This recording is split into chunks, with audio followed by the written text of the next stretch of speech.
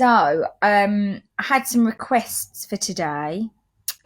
So I've gone with the one that I had the most requests for, and that was about coping with worries or anxiety. And lots of people do suffer with anxiety, even if it's on a small scale. Now, wanted to say to you all was that actually, some worries are actually not that bad for you. It's good to know that actually worry sometimes is there to motivate you to do something. It's to motivate you to change something. So we don't want excess worry or anxiety. That's not good for you. But it's good to know that if you're having a little worry, you shouldn't panic and think it's going to be really bad for you, that, oh my goodness, I'm worrying. Sometimes it can just motivate you, okay? So just be accepting of that. I wanted to share an experience with you that I'd had this week. Hello, the hills. Are you all good? So I was talking with my good friends, Robin and Megan. We were talking about the new studio and what we're doing in that. And I was just explaining to them how I was feeling quite anxious about getting the planning permission for the change of use of the new building and stuff like that. And it was like, why am I panicking? I feel like I know that everything's going to be good, but I want it so much to be right. And Megan said to me, you know what that is? That's called a first time. So I've never had to deal with planning permission before. Never had to do those things. They've already been in place when I've moved into a studio. And she said, that's a scary first time. So often we're feeling anxiety because we've come up against something that is a first time doing something. So she said, so if you relabel that as an SFT or a scary first time, when you're feeling anxious, just check in with yourself and check in if it is one of those. Like, oh, have I ever been in this situation before? Why am I feeling like this? Maybe it's because I didn't know what would happen if I didn't do it right. I was worried about not doing it right. And I've been very fortunate to have the help from a really lovely man, one of the students, one of my friends. Her husband's been doing the planning application for me and with us. And so I had, I didn't want to keep putting on him, and it's the first time doing this thing. So it's scary. It's scary when it's the first time doing something. Even down to a new step you might do at dancing, or something like a cartwheel. I mean, we've seen that in classes where I ask children to do a cartwheel and they are scared because they're frightened they're going to fall and hurt themselves, probably due to a previous experience that they've tried it or they've done something similar and they've fallen and they've hurt themselves. There's a point of reference in your brain that goes to, oh my goodness, I'm going to hurt myself. That's there to protect you. Okay. But what I'm talking about is this, just checking in with yourself and making yourself aware of, why am I feeling this anxiety? So I've made myself a few notes. So the anxiety might not be completely anxiety. It could be our brains searching for a reference point. And because you've never done something like this before, you're going to feel unsettled. And that just goes back to primal times when we would be maybe in a situation with a saber-toothed tiger, and we kind of never been in this situation before, but we had to run. We knew that it wasn't good for us.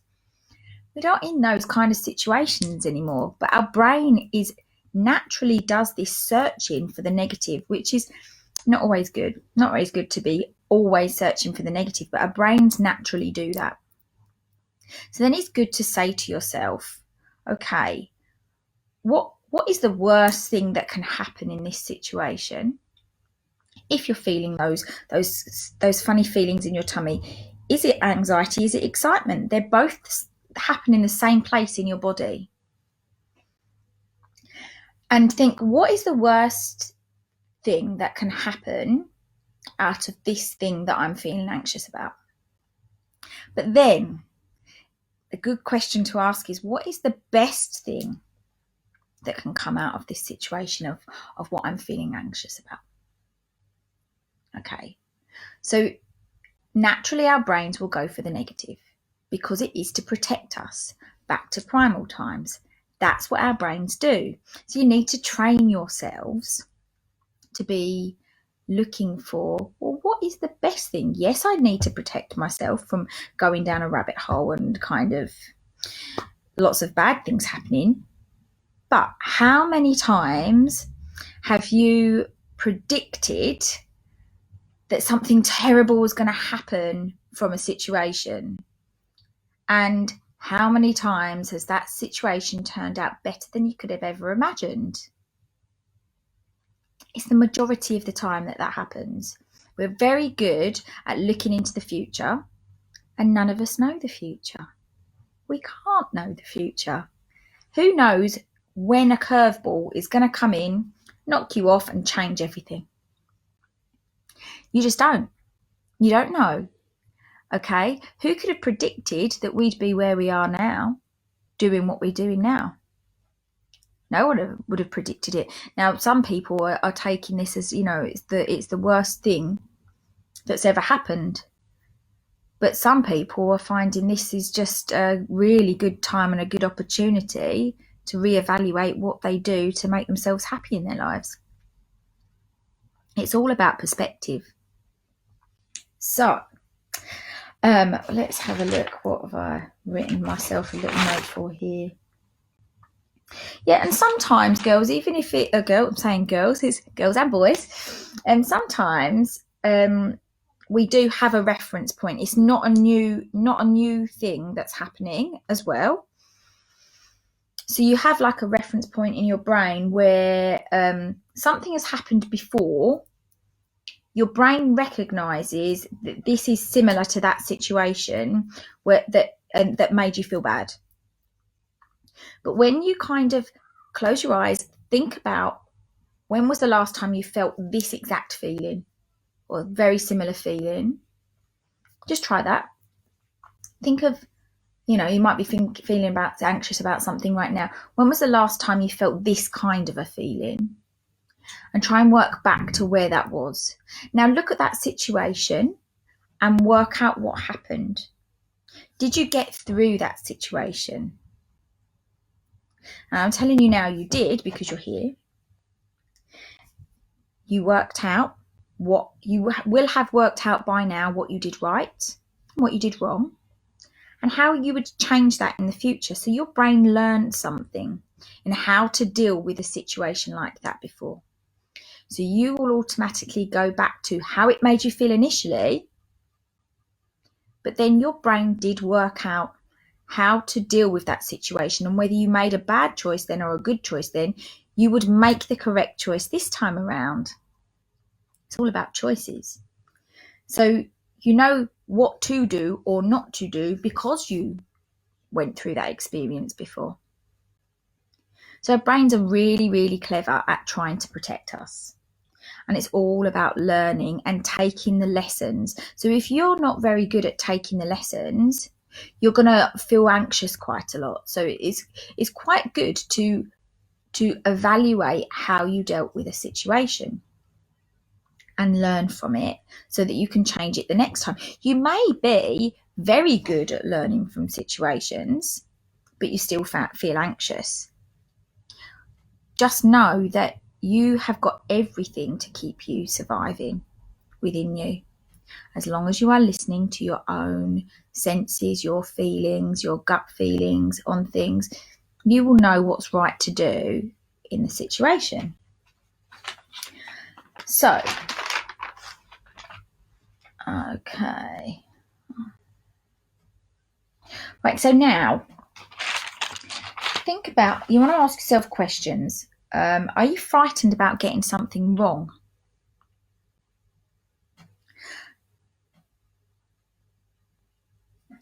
See, Bella.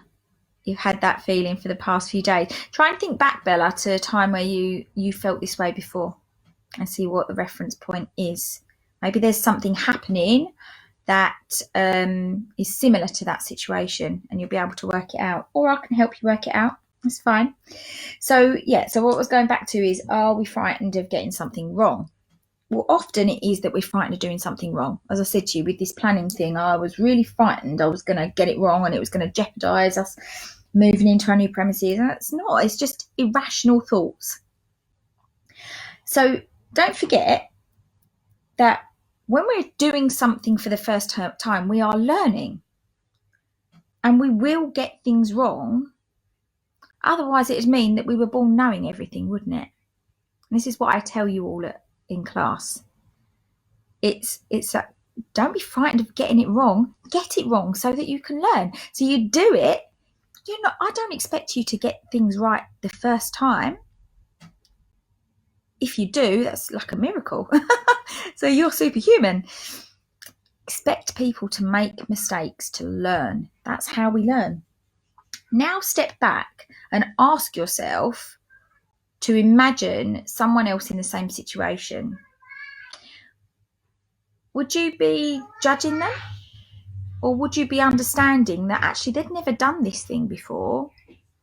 Therefore, it was a learning experience and they might make mistakes. And just try and be kind to yourself as you would to other people. Okay, so when you're going into an anxious episode, it's about stopping yourself, recognising it, and just breathing. Okay, so this is why we often say to people with a panic attack to breathe into paper bag, because it's just about it's not about what the paper bag will do for you. It's about it's mindfulness. It's about stopping and concentrating on how you're going to get that air into the paper bag and how you're going to breathe in. Okay, so you're going to breathe in through your nose and breathe out through your mouth. Okay, breathe in through your nose and out through your mouth. And if you can close your eyes, think of something that makes you happy, then great. But it's just bringing your focus in and away from whatever's making you anxious. It's all about thoughts. And your thoughts are just that. They're thoughts. They're not happening. They're predictions. It's predicting the worst outcome when actually predict the best outcome. And it doesn't change anything. It just makes you feel a whole lot better for predicting the best outcome. Okay. I'm not saying be silly and don't protect yourself from little mistakes or from, being aware of what could go wrong, but actually focusing on the things that could go right. That's a really good thing to do. Okay. So what else have I written? Loads of notes here.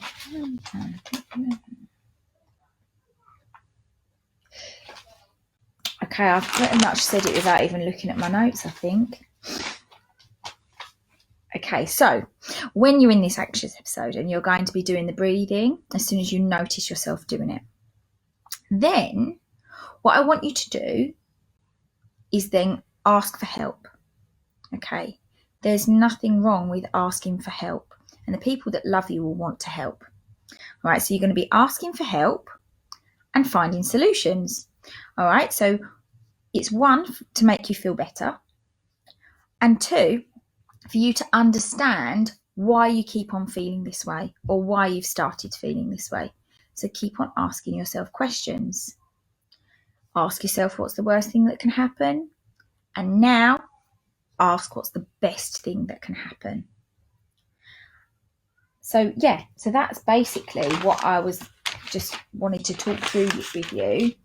But I am going to do a meditation that you can do when anxiety is really kind of creeping up on you and you just feel overwhelmed and can't process anything, because we tend to go into panic when we're anxious, and that breathing will slow you down enough to hopefully get rid of that anxiety. But if not, you can go into this meditation if you have the time. I often say about an anxiety or a worry stone. So when you're feeling nervous or worried, you can just hold on to that stone. So I have got them on me today. I've got my lovely, this is my worry stone. It's a beautiful malachite. Okay, so you can just hold on to that and just concentrate on how it feels. Notice the colours of it in your mind. What can you remember about the shapes that are on it? What can you feel? Anyway, so that's another thing that you can do when you're feeling anxious. If you could go into a meditation and remember this kind of a meditation, or even put a meditation on YouTube. They've got YouTube for kids. They've got YouTube meditations for children with anxiety, meditation for adults with anxiety. It'll all help you just to focus on something else. It's about taking your focus away from the thing that's worrying you if you can't find a solution. So if you can get yourself comfortably in a chair or wherever you feel most comfortable, whether that's laying on the ground with a blanket or whatever. And then we're going to do that breathing where you're going to breathe in through your nose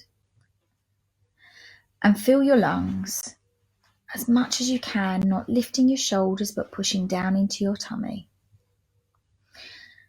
Holding the breath and then releasing all of the air out of your mouth until there is nothing left in your lungs. We're going to do that again. Breathe in through your nose.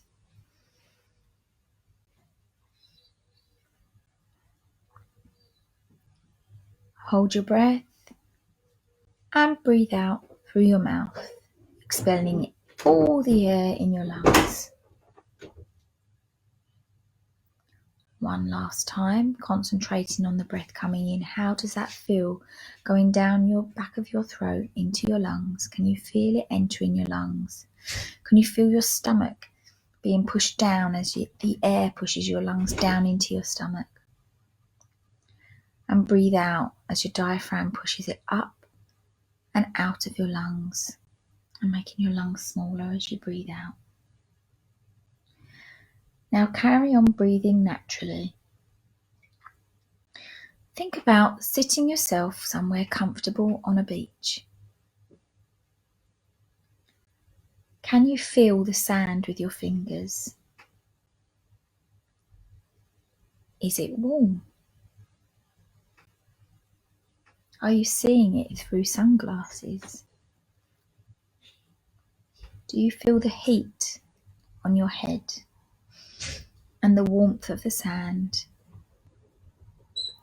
Notice beautiful blue skies and the sound of waves crashing.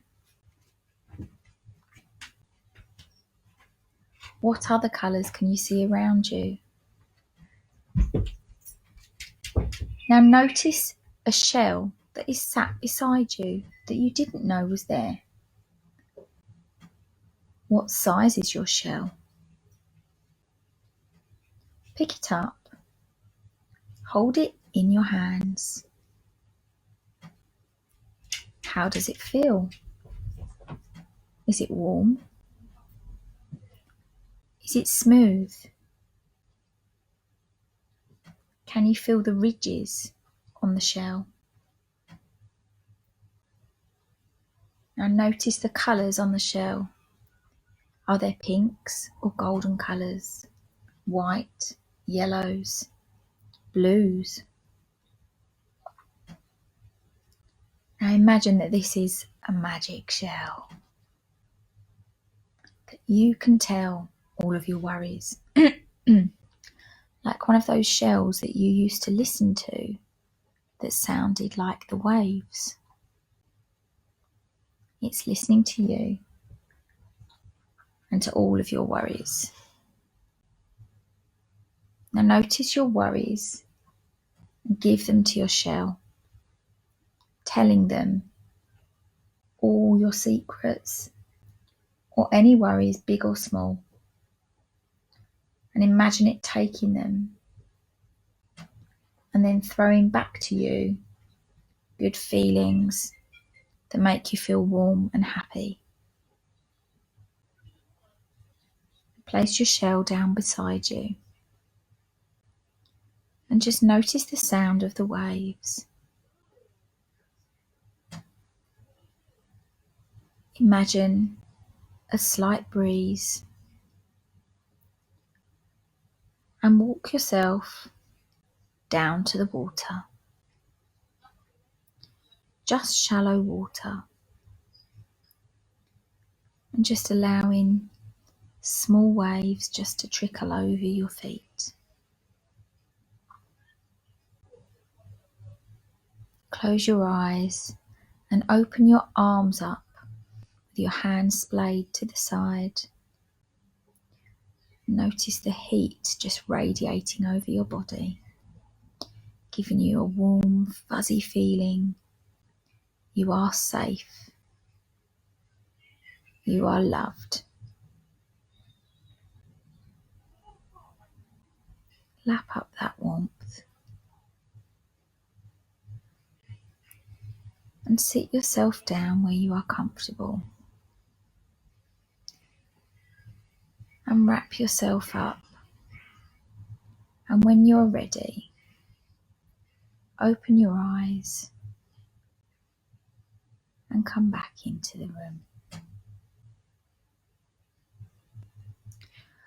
Okay, so that's a really good kind of meditation. You can go off in your own little world. I'll probably do another meditation next week. I prefer things like going to the woods. I love the trees and leaves and nature and sitting in grass. That's my happy place. But some people like a beach. It's up to you where you want to go.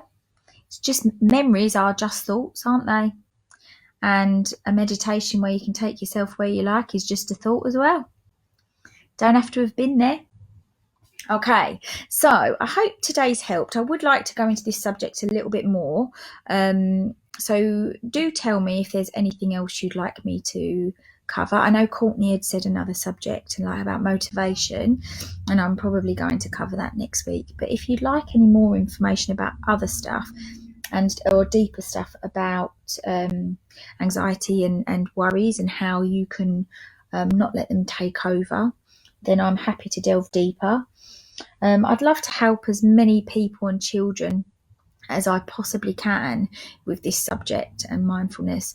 I'm going to start doing some video calls. So if anybody does need my help, I am here. If you want to let them know that I can try and help them, even just have a nice chat, then message me. I'd love to.